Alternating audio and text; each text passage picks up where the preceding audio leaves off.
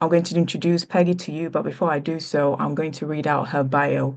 So, yes, I'll go ahead and do that now. So, Peggy Bareh is a dedicated survivor empowerment coach, passionate about helping survivors of domestic abuse heal, rebuild their lives, and become confident and resilient parents. Drawing from her personal survival journey, professional trainings, and academic qualifications, Peggy utilizes trauma-informed approach to provide compassionate coaching, practical tools, and emotional support to empower individuals on their journey to self-discovery, resilience, and independence. With her mission to inspire and empower, Peggy has transformed many lives within her community.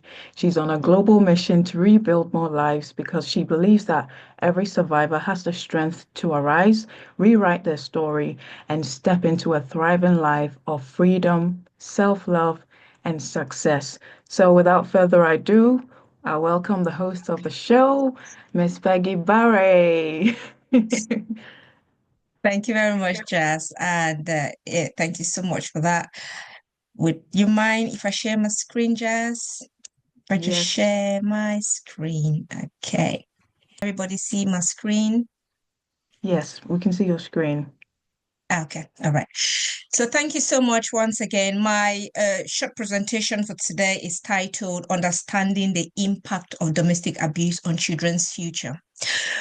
Before I begin, I just want to say something just as an introduction. Um, as a mom of three, okay, I do fall under this category where I did not understood or I did not understand how domestic abuse could impact our children. So children they don't fall from the sky. Okay. They are the product of two people that comes together. And these two people either makes up their mind or makes the choice to have a child or not. I know I've spoken to a lot of family and you hear some angry parents who say, by the way, I had that child by mistake. Whether we have these children by mistake or whether we have them by choice, it is our responsibility as parents, as loving parents, to make sure that we nurture these beautiful souls, beautiful innocent souls to reach the highest potential that they can. Because these children, they did not choose to come on earth. So why should we make them suffer? That is a question that we need to ask ourselves tonight. So the future of our children begins from the relationship and whatever thing is happening within that relationship. I would like to have us to just look at some statistics first. So again, like I say, coming from that point where I came through where my relationship was a little bit of a disaster. Many things happened. And like I always say, when a relationship broke down, you ask yourself, was I a bad person or was my partner the bad person? I always say, not so. I don't think I was a bad person. I don't think my partner was a bad person. But unfortunately, in life, we make certain decisions. And when we make wrong decisions, we suffer the consequences of those decisions. And majority of those, in fact, sadly, those who suffer the consequences of those are bad decisions is, in fact, our children. So you see from statistics that, let me just push this. Sorry. Okay. So approximately 20 children in the UK. By the way, this statistic is just for the UK, but if you look around domestic abuse, cut across every nation, every city, everywhere, you will find similar data. So approximately 20% of children in the UK, that's equating to 1 in 5 children live with an adult who is perpetrating domestic abuse. Among children residing in households with domestic abuse, 62% are directly harmed by the perpetrator, in addition to the trauma of witnessing that abuse. Again, nearly a quarter of young adults in the UK are reported of witnessing domestic abuse, which is really, really bad. In 2022 to 2023, over 200,000 offenses related to child physical abuse were recorded by police in England, Wales, and Northern Ireland, and that is huge. These are not numbers that we're talking about. We're talking about human beings, and we're talking about innocent children. Studies have found that young individuals involved in serious violent offenses often have the background marked by multiple, indicators like domestic abuse, and whether they've experienced it or they have been part of it, these affect their future, and it makes them involved into different behaviors within our communities. That sometimes we tend to blame them, but we fail to ask the question, but how did it start? Now, another huge thing that I always like to talk about or make our community aware of is what is domestic abuse, because I did not know about it. And up to now, as I speak, many do not know about it. Domestic abuse, it is an incident or pattern of incidents of controlling, coercive, threatening, degrading, and violent behavior. And it includes sexual violence in the majority of cases by a partner or ex-partner, but also by a family member or a carer or a carer. One important thing that I had as a myth in my head for so many years, which I would also like to share today, because this is so important for a brighter future of our children, is there are some myths about domestic abuse. And I know we know some of them, but I'm just conscious of time. So I'm just going to run through some of them. The number one myth is that if there are no physical injuries, it's not an abuse. We know that that is a lie, because majority of domestic abuse is emotional, psychological, financial. It can be sexual, it can be coercive control, it can be gaslighting, isolation, threat, and financial dependency are all forms of abuse. Another one is only women are victims of domestic abuse. We know that is a fat lie, because men are increasingly becoming victims of domestic abuse as well. Another myth is that if it is not really bad, the victim would have just left. I can speak for that as an example, and it's a fat lie. We know that living a relationship, especially a home that you've built for so many years, is hard for somebody to just get up one day, take their things and leave. They may have invested their time, their money, everything into their relationship, and maybe they're even scared their community, who is going to believe them? So that is why some of them stay. It doesn't mean that they're not being abused. Another myth is what happens at home should stay at home. We hear this a lot in our, especially Black, Asian, and minority community. Hey, what stays at home, happens at home stays at home. Don't speak, don't talk about it. And this is why many people stay at home thinking that they can fix things, okay? And it goes on to affect their children. Again, if the abuser was sober, they wouldn't be so violent. And this is the thing again, where sometimes the victim feels that they can fix the abuser. Or maybe he was just drunk, or maybe he just had a hard day, or maybe she was just drunk, or she just had a hard day. That is why they did what they did. But no, abuse is rooted in control, power, and in intoxication. So it is not about a one-off. It is a behavior, a mindset that has to be changed. Another myth is if they haven't called the police, they must be exaggerating. And we know many victims fear retaliation. They fear the shame, the disbelief, the lack of support. And that is why some of them will stay for years without even reporting whatever thing they are going through. And the last but not the least, if kids don't see the abuse, they are not impacted. And we know that is a very, very fat lie. I can speak from experience. Even if children are not directly abused or witnessing domestic abuse, just the atmosphere within the house. Can you imagine two parents not talking for 2 days? Everybody carrying their frown faces. The energy itself speaks for itself, and this goes a long way to affect our children in one way or another. Well, abuse only happens in low-income and uneducated household. We know that is a fat lie, because domestic abuse does not discriminate, whether you're rich or poor, Black or white, whichever, it doesn't discriminate. And if they say sorry, then they won't do it again. Like we know, abusers will hit you, beat you, do all sorts of things, say they are sorry, blame the alcohol, blame something, blame anything, but again, they will come and do it again and again. So these are all myths. And last but not the least, we say abuse happens only in, heterosexual relationship. Again, we know that is a lie. It happens in different sort of a relationship, in LGBTQ, it happens among males. It involves manipulation, isolation, and financial control, as we did mention. Now, let us talk about the impact of domestic abuse on our children. And I'm just going to whisk through all of this because, again, I'm conscious of time. Like we say, you may not hit a child, you may not say something, but the energy itself speaks for itself. Energy that happens, occurs in the house speaks for himself, for itself. So when our children experience domestic abuse or they live in a home where domestic abuse is taking place, they are suffered emotionally and psychologically. So this is where they experience anxiety and depression. This is where they have post-stress traumatic disorder. This is where they begin to feel low self-esteem. They feel, powerless. They feel unwanted. Some of them feel guilt, as if, especially parents who would turn around and say, I had this child by mistake. How do you expect that child to feel? They live like, they were not born out of love, like they were a massive mistake, on earth.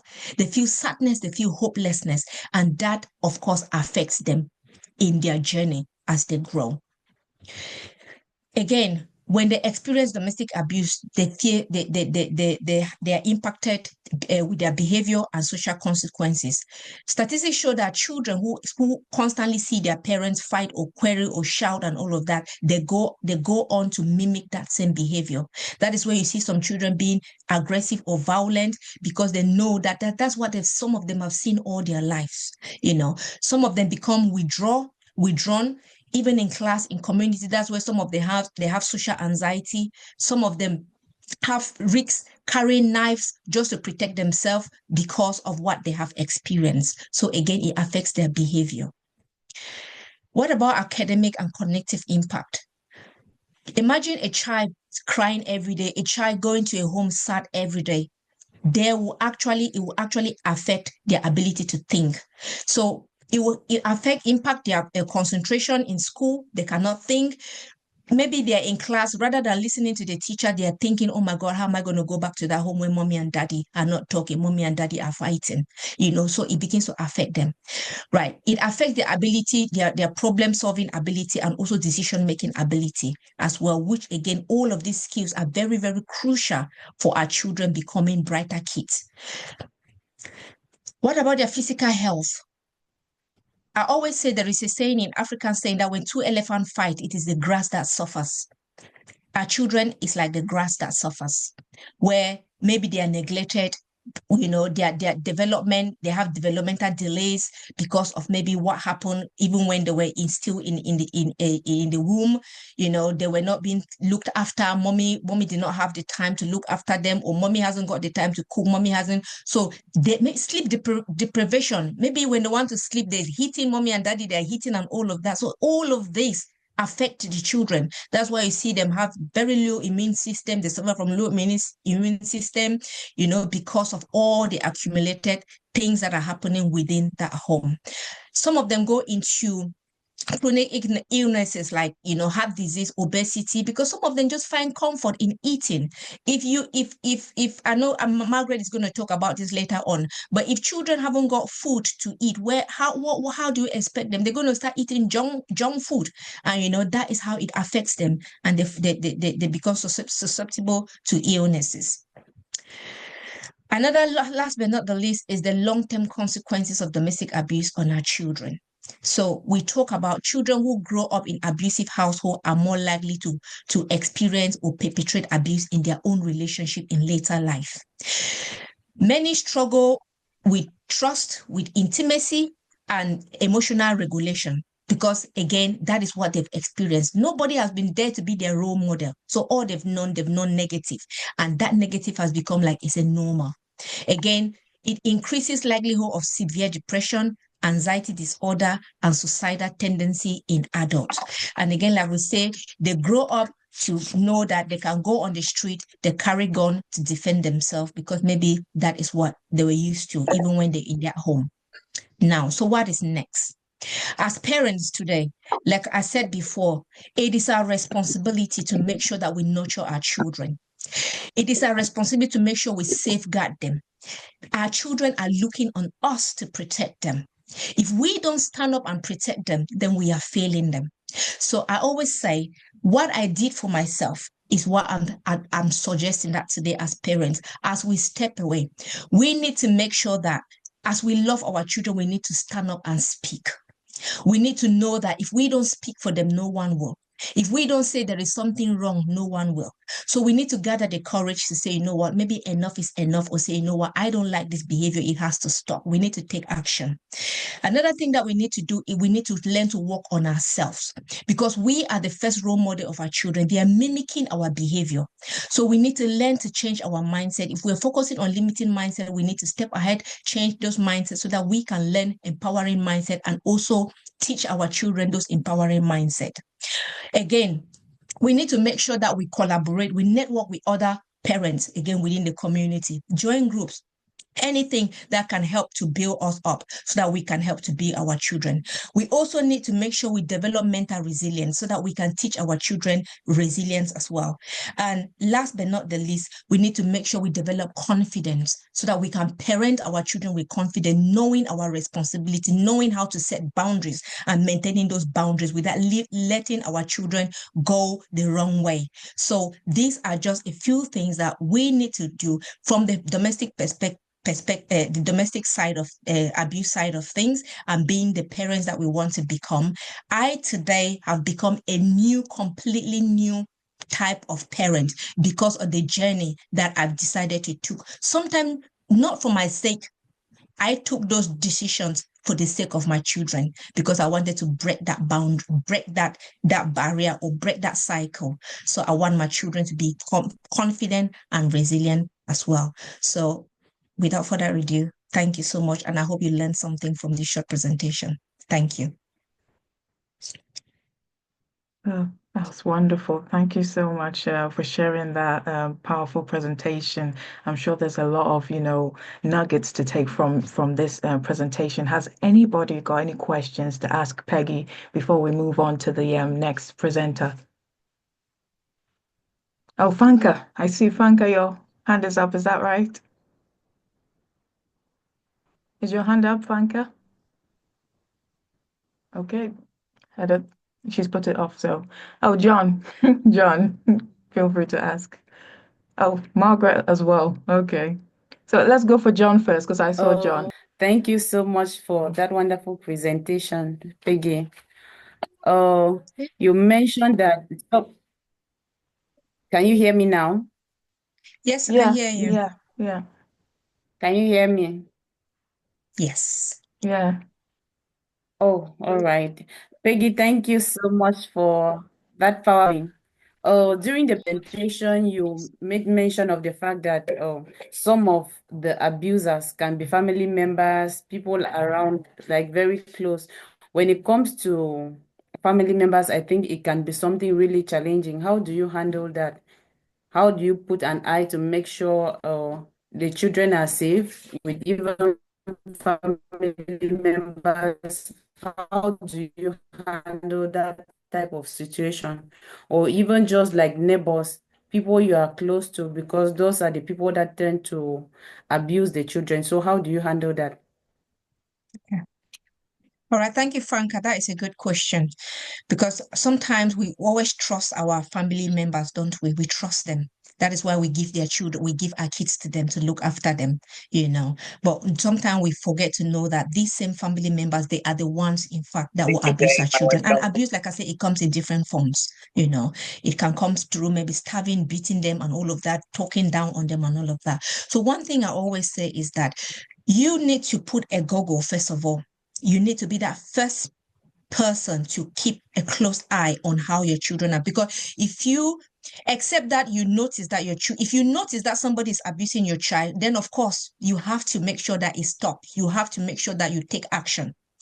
But some people, especially in an African community, the parents, they are so blinded.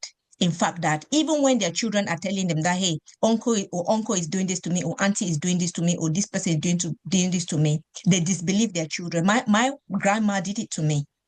So we know these things. So we first of all need to believe your child in any case. First of all, any in a role in domestic abuse, they always say if somebody comes to you and say, I am being abused, believe them. The first thing to do is to believe them before you even ask the preceding question. Okay. So yes, if you know that family members are abusive, you need to stand up and speak to protect your child. It's up to you. I don't know how your relationship with your family members are. You can sit them down and approach them and talk to them in a civil way, in a diplomatic way, to make sure that you maintain that family bond as well. But if they are willing to listen to you and collaborate and hear your concern, fine. But if not, then you've got to take action. Because of course, sorry, it is my child. I've got to defend my child. I've got to make sure that I protect my child. So I don't know if I answered your question. I don't know. Yes. Yes, you did, because Okay. like you rightly said, it's really rampant here in Africa, and when it comes to family, it's really complicated.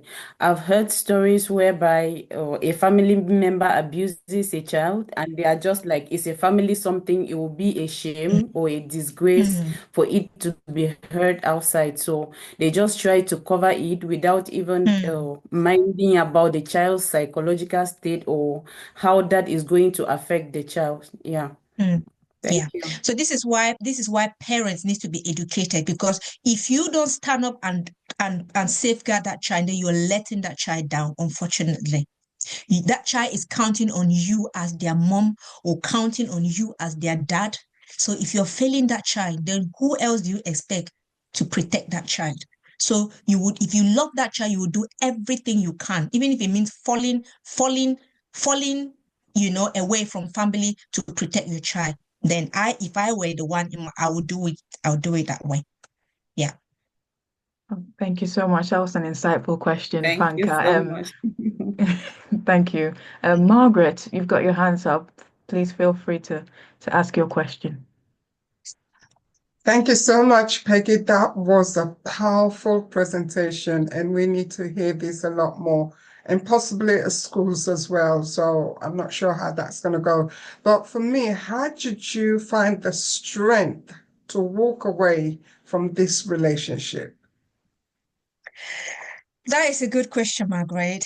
Like I say, according to statistics, they say if I can't remember the figure, but I think they say it takes a domestic a victim, I think 50 times before they successfully walk out of that abusive relationship. So you know in your head that it is not working. You're thinking that I will go today, I will go the next day. Many will actually go and come back. Okay. So for me, to answer your question, I don't know, Margaret. I don't know where the strength came from. I don't know. But when I did it, I was doing it blindly. Like, where you're just walking into the dark. You don't know where it's going to take you to. But at that point, I just say, wherever I am going, wherever this is going to take me to, so long as we are happy, then it's worth it. So again, is that where you gather that courage? And like I wrote in my book, the number one step is ignite your consciousness, which is the I. The book I Am Thriving Now, the I stands for igniting your consciousness, where you wake up to say enough is enough. Because I know sometimes many of us will sleep through it like, oh no, it will be fine. Oh no, tomorrow is going to be better. Oh no. But you need to get up to a point where you say that, I've had enough of this. Enough is enough. Until you get to that point that you cannot get that courage to really stand up, and then you walk away. So again, it's that matter of saying, you know what, I've had enough. This is the time for me to defend myself and protect my children. Yeah. Thank you. Thank you. Thank you, Margaret, for that question. John, do you still have a question to ask Peggy before we move on? Okay, it's not even a long one. I just wanted to find out how can other family members be actively involved in avoiding child abuse, because since you said mostly the parents should be able to be involved in protecting their children. But now if we extend it to other family members, how can we get involved in helping the parents in an event? Maybe they are busy or what, or they are unable to see the signs, because sometimes you might find that you as a parent, you are very busy, you are awake. Even if the child is trying to like run after you, trying to say, Mom, there's this, you are very busy. Now, Yeah. how can we be able to actively uh, be involved in protecting the children, even if they are not ours? Yeah. That is a very good question, John. Everybody is busy. Every parent is busy. I sometimes even now when my son comes to tell me something, I'm listening with one ear and the next ear is by the door. I'm shooting out, So we're busy. And because we're so busy, we are losing the sign. We don't even have the time to have to pay attention, And then again, the first question I would say is about education. We need to educate our families. We need to educate anybody that is coming to take care of your children, whether a childminder or whoever. Of course, this person needs to be educated on child abuse. What constitutes child abuse? All forms of abuse, because again, many people feel that until if physical abuse hasn't occurred, then there's no abuse. We need to teach our families and those who are looking care of our children that, hey, there is something called psychological abuse, there's something called emotional abuse, there's something called neglect, there's something called sexual abuse, there's something called financial abuse. All of these things we need to teach them. So I don't know if I answer your question, but it's all about education. That you are aware of these things, you may be the lamplight to educate your family and educate whoever you're bringing in your home. And then teach your child as well. Form a good relationship with your child so that your child can trust you. Listen, take time to listen to your child. If your child is running, look, sometimes you need to, if your child is coming, even if give that child, even if it is 1 or 2 minutes undivided attention to hear what they have to say, because you might have just saved that child just by giving them that 1 minute undivided attention. So I don't know if I answered your question.